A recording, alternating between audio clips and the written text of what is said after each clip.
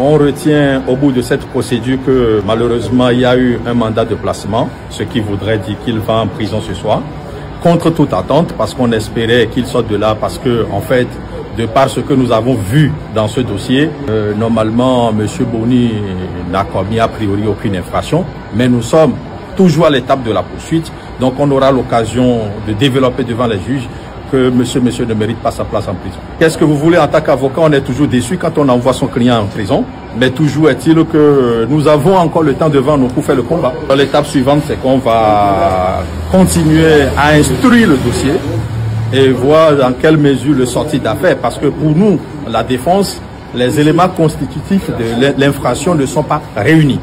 Donc il n'y a pas de souci, nous allons continuer à rester combatifs à cette étape-là pour pouvoir obtenir la liberté de M. Uoro Boni Richard. Le procureur avait déjà annoncé les couleurs. Il s'agit de l'infraction de corruption.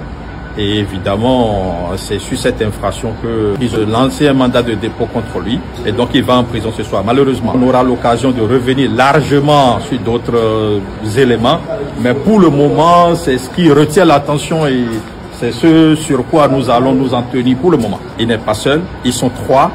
Et à l'unanimité, les 3 reconnaissent que M. Uoro n'a jamais remis de l'argent en vue d'obtenir une prestation de leur part, étant donné d'ailleurs que ces sous ont été remis après l'obtention du récépissé provisoire. Je ne peux pas rentrer dans les détails parce qu'on est à la phase d'instruction.